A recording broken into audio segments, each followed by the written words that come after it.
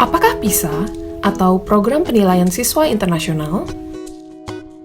PISA adalah gagasan dari Organisasi Antarbangsa untuk Kerjasama Ekonomi dan Pembangunan atau OECD yang berbasis di Paris, Prancis.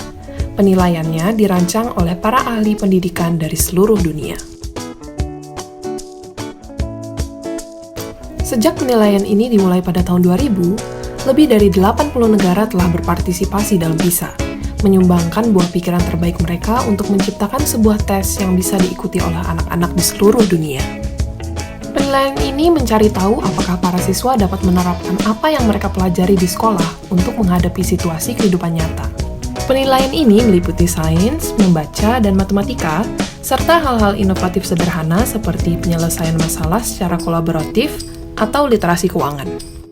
Negara-negara berpartisipasi secara sukarela dalam PISA. Jika suatu negara tidak siap untuk mengikuti penilaian skala besar, daerah-daerah dalam negara itu bisa berpartisipasi masing-masing.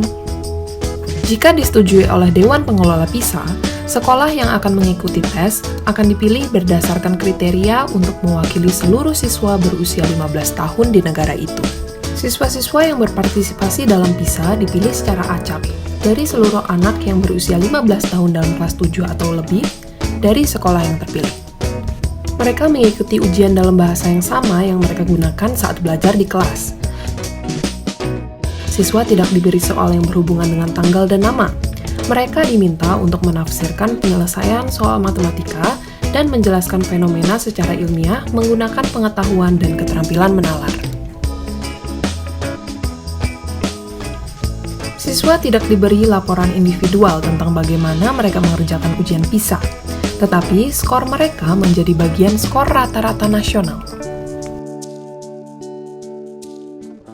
Sekalipun mungkin Anda mendengar setiap 3 tahun sekali hasil-hasil PISA diumumkan, PISA bukan hanya tentang peringkat negara.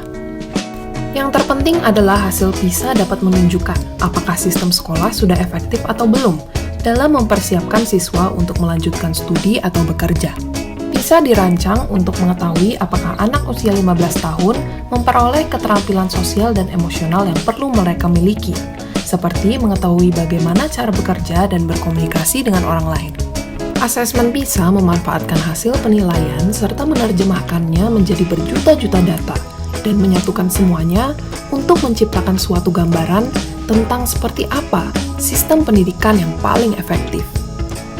Pada akhirnya, sistem itu dibuat agar semua siswa, bukan hanya yang paling beruntung, diberi peluang terbaik untuk belajar dan mendapat dukungan yang besar dalam mewujudkan potensi mereka.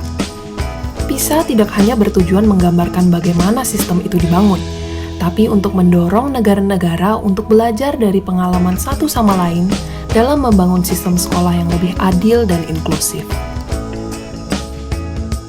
Terima kasih sudah menonton, semoga bermanfaat.